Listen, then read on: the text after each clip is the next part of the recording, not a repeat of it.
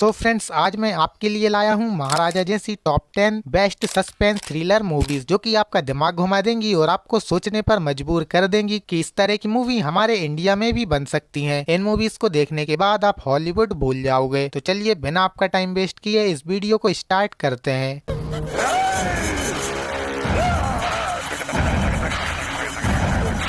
Number 10 पोर्थ होजिल। ये film year 2023 में आई थी। इस फिल्म में हमें एक साइको किलर दिखाया गया है जो कि हर 3 दिन में एक लड़की का मर्डर करता है और उसके मर्डर करने का तरीका हर बार सेम होता है। और आपको ये जानकर हैरानी होगी कि इस मूवी का किलर केवल उन्हीं लड़कियों का मर्डर करता है जिन लड़कियों के गाल पर डिम्पल होते हैं। अब इस किलर और लड़कियों के डिम्पल का क्या कनेक्शन है, इसके बारे में आपको जैसे ही मूवी में पता चलेगा तो आपका दिमाग कुछ देर के लिए दंग रह जाएगा। अब इन्हीं लगातार मर्डर को देखते हुए ये केस 2 पुलिस वालों को सौंपा जाता है और जब ये दोनों पुलिस वाले इस केस की इन्वेस्टिगेशन करते हैं तो इन दोनों पुलिस वालों को पता चलता है कि इन मर्डर्स का लिंक एक्चुअली में 50 साल पहले हुए कुछ और क्राइम से जुड़ा हुआ है। इस फिल्म में हमें एक्चुअली में एक नहीं बल्कि 2 किलर देखने को मिलते हैं कि इन दोनों किलर का आपस में कोई भी कनेक्शन नहीं है, लेकिन फिर भी इन दोनों किलर के मर्डर करने का तरीका बिल्कुल ही सेम है। इस फिल्म की IMDb रेटिंग 8.0 है जो कि तमिल सिनेमा की एक मास्टरपीस है जो कि आपको बिना किसी आइटम सॉन्ग के एक प्योर सिनेमा प्रोवाइड करती है।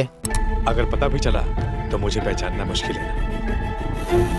Number 9 parking. वेल तो 2 घंटे की ये थ्रिलर फिल्म आपको सोचने पर मजबूर कर देगी कि कैसे 2 नॉर्मल आदमी अपने ईगो और जेलसी के चलते किस हद तक नीचे गिर सकते हैं। इस फिल्म की स्टोरी बड़ी ही सिंपल है। इस मूवी में हमें दिखाया गया है कि एक मकान में 2 किराएदार रहते हैं और दोनों ही काफी समझदार और अच्छे इंसान हैं, लेकिन केवल एक कार पार्किंग की छोटी सी प्रॉब्लम को लेकर ये दोनों एक दूसरे के खून के प्यासे हो जाते हैं। तुम अपनी गाड़ी यहाँ पर नहीं खड़ी कर सकते हो। मैं अपनी गाड़ी सड़क में क्यों खड़ी करूंगा? या फ्री में रह रहा हूँ क्या मैं? अगर तुम्हारी गाड़ी यहाँ खड़ी, मेरी गाड़ी यहीं खड़ी रहेगी बस। ये दोनों एक दूसरे के साथ क्या क्या करते हैं ये आप सोच भी नहीं सकते। इस फिल्म के फर्स्ट हाफ को देखते समय आपको लगेगा कि ये फिल्म एक नॉर्मल सी फैमिली फ्रेंडली मूवी है, लेकिन जैसे ही इस फिल्म का सेकेंड हाफ शुरू होता है तो हमें एक आम आदमी के अंदर का असली राक्षस दिखाया जाता है। ये दोनों एक दूसरे से जीतने के लिए कितना नीचे गिर जाते हैं ये आप सोच भी नहीं सकते। नंबर 8 ब्रह्म युगम। हाल ही में रिलीज हुई ये मलयालम फिल्म एक प्योर सिनेमा है जिसमें हमें horror, suspense, thrill, supernatural event ये सब कुछ देखने को मिलता है। ब्रह्मयुगम की स्टोरी 17वीं सेंचुरी के टाइम पीरियड में बेस्ड है। जिस फिल्म में हमें दिखाया गया है कि थेवन नाम का एक आदमी जो कि गुलाम होता है वह अपने दोस्त के साथ स्लेवरी से बचने के लिए भागा होता है और जंगल में ये दोनों रात गुजारने के लिए सो जाते हैं और तभी आधी रात को इन दोनों की नींद खुलती है और इनके सामने एक औरत बिना कपड़ों के खड़ी होती है और थेवन के दोस्त को सम्मोहित करके अपने साथ ले जाती है। थेवन यहाँ पर ये तो समझ जाता है कि ये कोई नॉर्मल इंसान नहीं है और थेवन अपनी जान बचाने के लिए जंगल में मौजूद एक घर में पनाह ले लेता है, लेकिन यहाँ पर थेवन को पता ही नहीं होता है कि उसने एक नरक में पनाह ली है। कुछ समय बाद थेवन को पता चलता है कि इस घर का मालिक कोई इंसान नहीं है बल्कि वो एक दूसरी दुनिया से आया शैतान है। इस घर में एक छुपा हुआ कमरा है जहाँ कोई रहता है और वे जो भी है उसे जंजीरों से बांध के रखा है। इस घर के पीछे कई लाश दफन है और साथ ही इस घर में जो रसोईया है उसे इस घर के कई सारे राज मालूम है, लेकिन वे थेवन को चाहते हुए भी कुछ नहीं बता सकता। यदि आप एक प्योर सिनेमा लवर हैं तो आपको 100% इस मूवी को वॉच आउट करना चाहिए।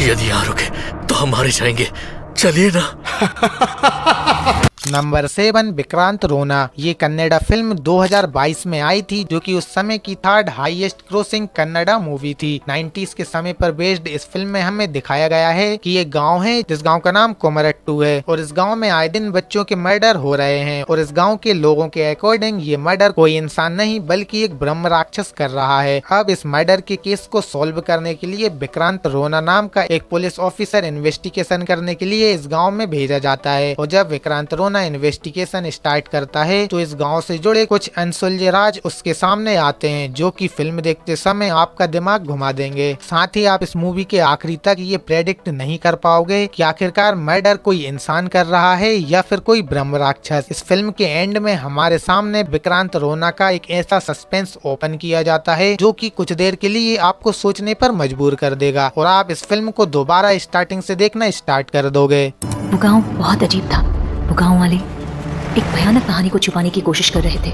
नंबर 6 रंगी तरंगा 2015 में आई इस कन्नड़ा फिल्म की IMDb रेटिंग 8.1 है। इस फिल्म को आप विक्रांत रोना का प्रीक्वल भी कह सकते हो, क्योंकि इन दोनों ही फिल्मों की कहानी कमरेट्टू गांव पर बेस्ड है, लेकिन इन दोनों फिल्मों का आपस में कोई भी कनेक्शन नहीं है। ये रंगी तरंगा फिल्म एक best horror mystery thriller film है। इस फिल्म का सस्पेंस और अननेचुरल इवेंट्स आपको दंग कर देंगे। आप मूवी देखते समय सोचोगे कि आखिरकार इस फिल्म में ये हो क्या रहा है, लेकिन जैसे जैसे मूवी आगे बढ़ेगी आपको सभी क्वेश्चंस के आंसर मिलते चले जाएंगे और आप इस फिल्म के लिए और भी ज्यादा एक्साइटेड हो जाओगे। इस फिल्म का हीरो अपनी वाइफ इंदू को लेकर कमरेट्टू गांव आता है पूजा करने के लिए, ताकि इंदू को रात में जो नाइटमेयर आ रहे हैं वे नाइटमेयर बंद हो जाए। लेकिन जैसे ही ये लोग गाँव में आते हैं इन दोनों हस्बैंड वाइफ के साथ अजीब अजीब घटनाएं होना शुरू हो जाती है और एक दिन अचानक इंदू गायब हो जाती है। और जब हमारा हीरो इंदू के बारे में गाँव में पूछताछ करता है तो उसे पता चलता है कि इंदू को मरे 6 साल हो गए हैं। अब यहाँ पर हीरो के साथ साथ आपका भी दिमाग घूम जाएगा कि जो लड़की कल तक हमारे हीरो के साथ थी वे लड़की 6 साल पहले कैसे मर गई। यदि वे लड़की 6 साल पहले मर गई थी तो हमारे हीरो के साथ कौन था। इस फिल्म का क्लाइमेक्स आपका दिमाग घुमा के रख देगा।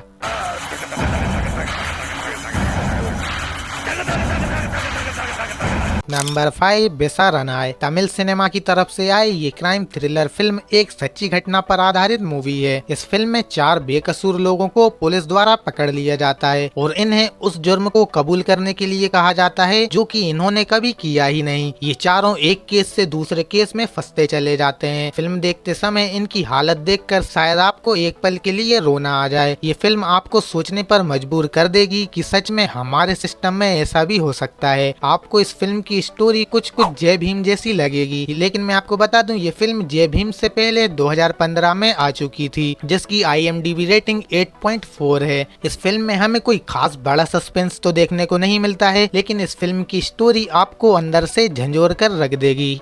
नंबर 4 अंजाम पथीरा। सो यार मलयालम फिल्म इंडस्ट्री हमारे इंडिया का एक हिडन जेम है, जिस फिल्म इंडस्ट्री में आए दिन एक से बढ़कर एक मास्टरपीस फिल्में आती ही रहती हैं, चाहे वे मंजूमल बॉयज हो या फिर दृश्यम। और ऐसे ही प्योर सिनेमा का सिलसिला कंटिन्यू रखते हुए 2020 में अंजाम पथीरा नाम से ये मलयालम फिल्म आई थी। ये फिल्म मलयालम सिनेमा की one of the best crime thriller film है, जिस फिल्म में एक साइको किलर दिखाया गया है जो कि केवल पुलिस वालों को ही मार है और उसके मारने का तरीका इतना बेरहम होता है कि आप ऑन स्क्रीन उसे देख ही नहीं सकते। और ये किलर केवल पुलिस वालों को ही क्यों मार रहा है इसके पीछे एक काफी बड़ा रीजन होता है। एंड इस फिल्म का क्लाइमेक्स आपकी थिंकिंग को पूरी तरह बदल कर रख देगा और आप इस फिल्म के हीरो के बजाय इस फिल्म के किलर की साइड हो जाएंगे। ये फिल्म एक बेस्ट क्राइम थ्रिलर मूवी है जिसका क्लाइमेक्स आपका माइंड ब्लो कर देगा।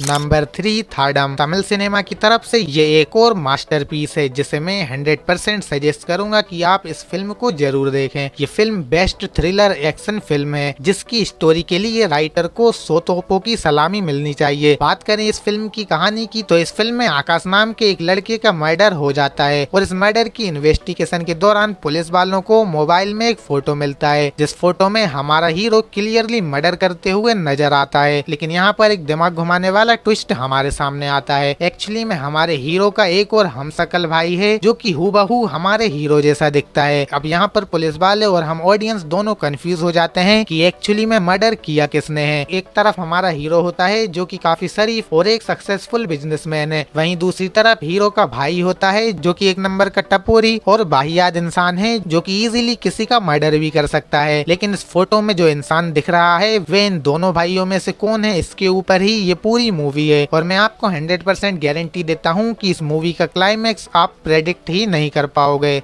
नंबर 2 महाराजा। वेल तो अभी हाल ही में रिलीज हुई विजय सेतुपति की ये फिल्म उनकी लाइफ की one of the best movies में से एक है। ये फिल्म खत्म होने के बाद हमें कुछ देर के लिए सोचने पर मजबूर कर देती है कि आखिरकार इस फिल्म में ये हुआ क्या। इस फिल्म के आखिरी के 20 मिनट आपको पूरी तरीके से दिमाग घुमा देंगे। इस फिल्म की स्टोरी बड़ी ही सिंपल है। एक्चुअली में हमारे विजय सेतुपति हैं जो कि एक दिन पुलिस स्टेशन आते हैं और एक कचड़े के डब्बे के गायब होने की रिपोर्ट लिखवाते हैं। अब उस कचड़े के डिब्बे में ऐसा क्या है जिसके लिए विजय सेतुपति पुलिस स्टेशन आए हैं। अब यहाँ पर विजय सेतुपति उस कचड़े के डब्बे को ढूंढने के लिए पुलिस वालों को 7 लाख रुपए तक देने के लिए तैयार हो जाते हैं। अब मेरी ही तरह आपको भी लग रहा होगा कि एक्चुअली में उस कचड़े के डिब्बे में जरूर कुछ होगा, लेकिन जब मूवी की स्टोरी आगे बढ़ती है तो हमें पता चलता है कि उस कचड़े के डब्बे का इस मूवी से कुछ लेना ही देना नहीं है। और मूवी खत्म होने के बाद लिटरली आप 10 मिनट के लिए ये सोच में पड़ जाओगे कि ये मूवी सचमुच हमारे इंडिया में बनी है या फिर ये फिल्म किसी बड़े हॉलीवुड डायरेक्टर द्वारा बनाई गई है।